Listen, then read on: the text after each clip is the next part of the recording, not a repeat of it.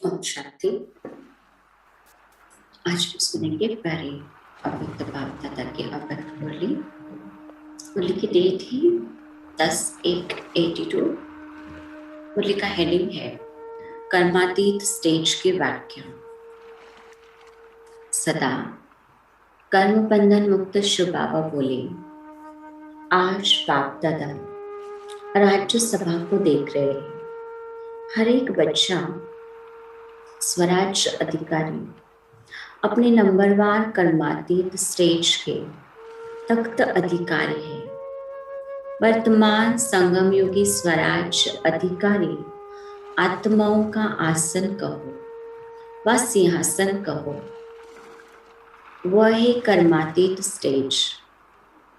कर्मातीत अर्थात कर्म करते भी कर्म के बंधनों से अतीत, कर्मों के वशीभूत नहीं, लेकिन कर्मेंद्रियों द्वारा हर कर्म करते हुए अधिकारीपन के नशे में रहने वाले बाप दादा हर बच्चे के नंबरवार राज्य अधिकार के हिसाब से नंबरवार सभा देख रहे हैं। तख्त भी नंबरवार है और अधिकार भी नंबरवार है। कोई सर्व अधिकारी है और कोई अधिकारी है। जैसे भविष्य में विश्व महाराजा और महाराजा अंतर है, ऐसे यहाँ भी सर्व कर्मेंद्रियों के अधिकारी अर्थात सर्व कर्मों के बंधन से मुक्त, इसको कहा जाता है सर्व अधिकारी। और दूसरे सर्व नहीं लेकिन अधिकारी है, तो दोनों ही नंबर के तख्तनशीन दरबार देख रहे हैं।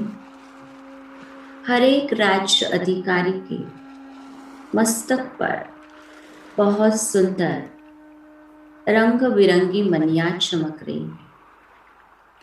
यह मनिया है दिव्य गुणों की।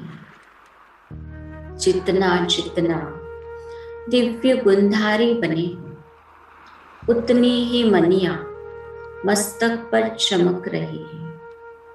किसकी ज्यादा है, किसकी कम है, चमक भी हर एक की अपनी अपनी है।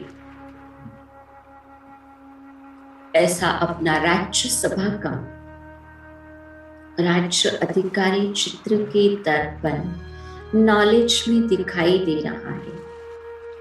सभी के पास दर्पण तो है, कर्मातीत चित्र देख सकते हो ना। देख रहे हो अपना चित्र, कितनी सुंदर राज्य सभा है।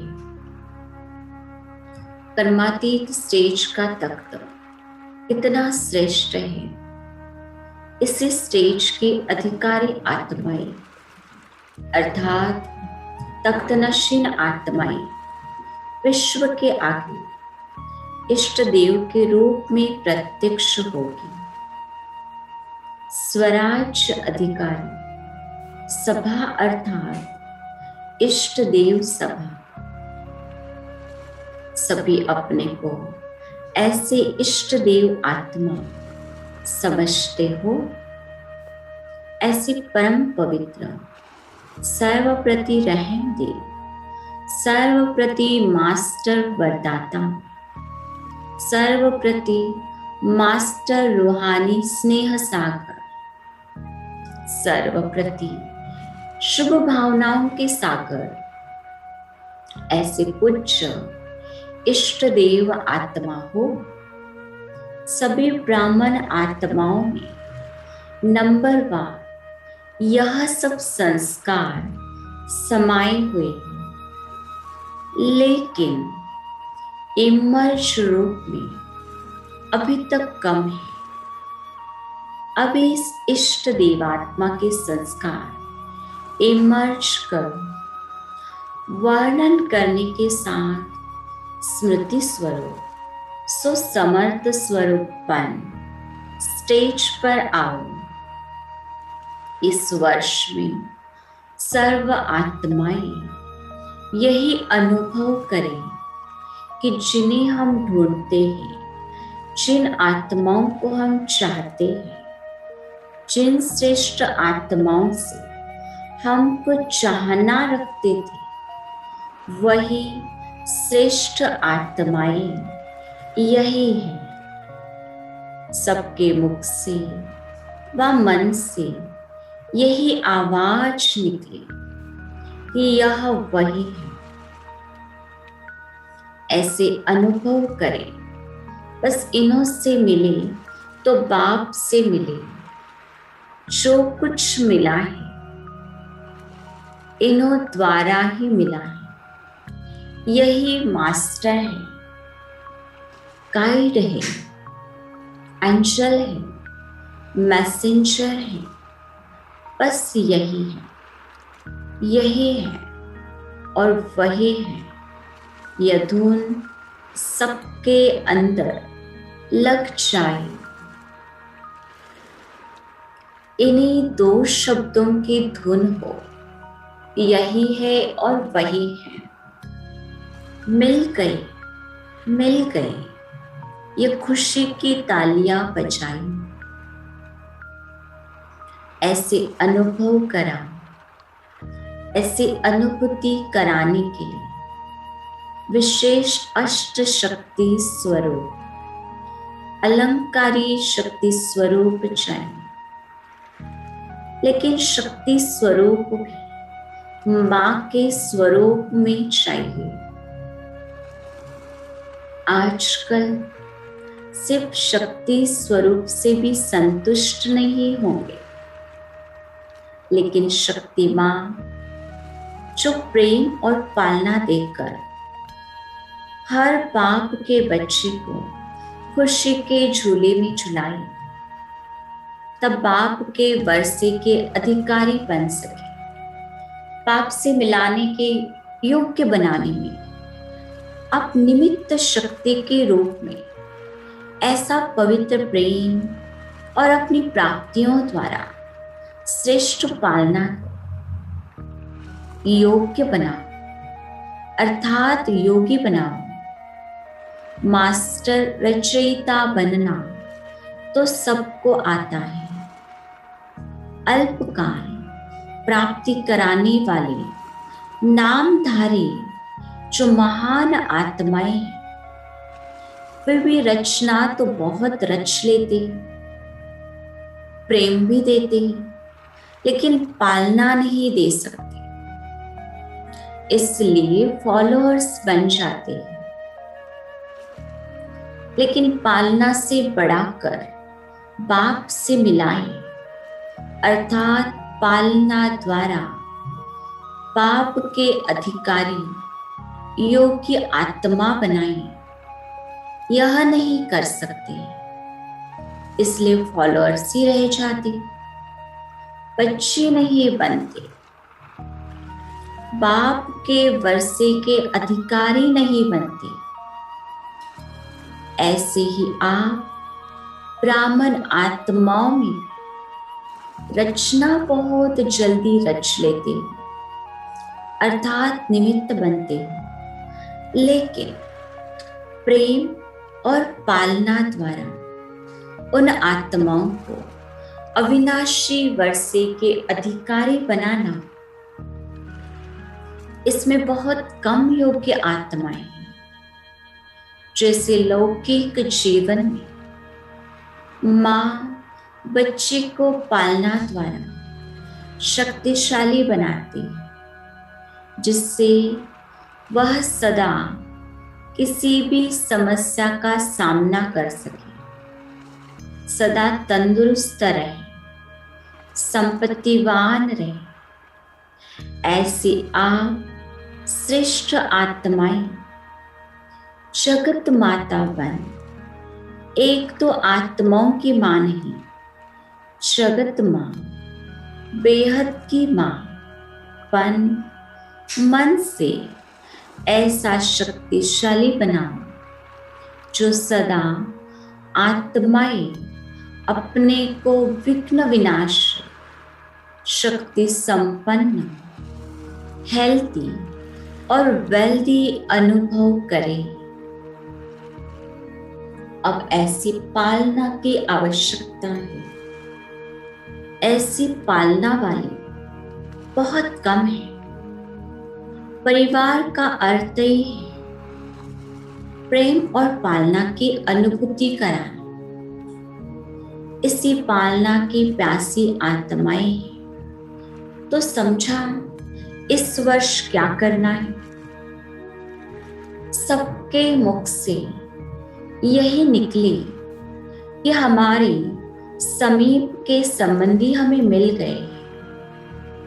पहले रिलेशन की अनुभूति कराओ, फिर कनेक्शन सहज हो जाए।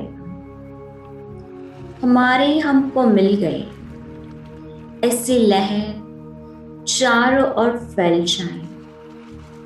तब मुख से निकलेगा, जिन्हें पाना था वह पा ले। जैसे बाप को भिन्न भिन्न संबंध से आप अधिकारी आत्माएं अनुभव करती, ऐसे वो तड़पती हुई आत्माएं यही अनुभव करें कि जो कुछ मिलना है, जो कुछ पाना है, इन्हीं द्वारा ही मिलना है, पाना है। फिर नाम भिन्न भिन्न कहेंगे। ऐसे वायुमंडल बना। माँ भी बच्चों को बाप का परिचय स्वयं ही देती है। माँ ही बच्चे को बाप से मिलाती है। अपने तक नहीं बनाना है, लेकिन बाप से कनेक्शन जोड़ने योग्य बनाना है। सिर्फ माँ माँ कहते रहे, ऐसे छोटे बच्चे नहीं बनाना, लेकिन पापा पापा सिखाना, वर्षे के अधिकारी बनाना। समझा? जैसे बाप के लिए सबके मुख से एक ही आवाज निकलती है, मेरा बाबा। ऐसे आप हर श्रेष्ठ आत्मा के प्रति यह भावना महसूसता हो, जो हर एक समझे कि यह मेरी माँ है। यह बेहद की पालना हर एक से मेरेपन की भावना आए।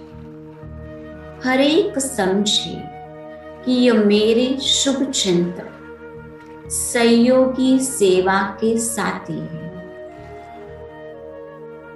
इसको कहा जाता है बाप समान। इसको ही कहा जाता है कर्मातीत स्टेज के तख्त नशीन, जो सेवा के कर्म के भी बंधन में न आओ। हमारा स्थान, हमारी सेवा, हमारे स्टूडेंट, हमारी सहयोगी आत्माएं, यह भी सेवा के कर्म का बंधन है। इस कर्म बंधन से कर्मातीत। तो समझा इस वर्ष क्या करना है। कर्मातीत बनना है, और यह वही है, यही सब कुछ है। यह महसूसता दिलाए आत्माओं को समीप लाना है, ठिकाने पर लाना है। अपने प्रति भी सुनाया और सेवा के प्रति भी सुनाया। अच्छा, सबका संकल्प था ना कि अभी क्या करना है, कौन सी लहर फैलानी है। ऐसे स्वराज अधिकारी कर्मातीत स्टेज के तख्तनशी, सर्व को समीप संबंध की अनुभूति कराने वाले, बेहद की प्रेम भरी पालना देने वाले ऐसे इष्ट देव आत्माओं बाप दादा का याद प्यार और नमस्ते। शक्ति सेना को देख बाप अति हर्षित होते हैं। शक्तियां सदा बाप की साथी है, इसलिए गायन ही है शिव शक्ति। शक्तियों के साथ बाप का भी यादगार है, तो कंबाइंड हो गई ना शक्ति शिव से अलग में, शिव शक्ति से अलग में। ऐसी कंबाइंड एक एक जगत से तो कम नहीं हो, सारे जगत पर जीत पाती हो। जगत पर राज्य करना है, उस सेना में टुकड़ियां होती है, 2 टुकड़े 4 टुकड़े। यहाँ बेहद है, बेहद बाप की सेना और बेहद के ऊपर विजय। बाप दादा को भी खुशी होती है, एक एक बच्चा हद का नहीं बेहद का मालिक है। सभी बच्चे बाप के मुख हो ना, बाप के मुख अर्थात मुख द्वारा बाप का परिचय देने वाले, इसलिए गौमुख का भी गायन है। सदा मुख द्वारा बाबा बाबा निकलता है, तो मुख का भी महत्व हो गया ना। बाप दादा सभी बच्चों को बाप के घर का और बाप का श्रृंगार कहते हैं। तो बाप के घर का श्रृंगार जा रहे हो और उनको श्रृंगार कराने के लिए कितनों को श्रृंगार करके लाएंगे। एक एक को बाप के आगे गुलदस्ता लाना पड़ेगा। सभी रत्न अमूल्य हो, क्योंकि बाप को जाना और बाप से सब कुछ पाया, तो सदा अपने को इसी खुशी में रखना और सबको यही खुशी बांटते रहना। संगम युग है ही चलने और चलाने का युग, किसी भी बात में रुकना नहीं है। चलने चलाने में अपना और सर्व का कल्याण है। संगम पर बाप दादा सदा आपके साथ है, क्योंकि अभी ही बाप बच्चों के आगे हाजिर नाजिर होते हैं। याद किया और हाजिर हुए, देखते हुए न देखो, सुनते हुए न सुनो, बाप की सुनो तो चलते रहेंगे। अच्छा, ओम शांति।